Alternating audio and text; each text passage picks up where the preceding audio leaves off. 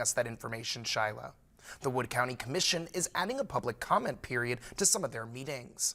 Today, the Wood County Commissioners unanimously passed an ordinance that creates a 15-minute public comment period during their Monday meetings. Speakers would have the chance to sign up to speak in advance of the meeting, which starts at 9:30 every Monday. Each speaker would have 3 minutes to address the commission.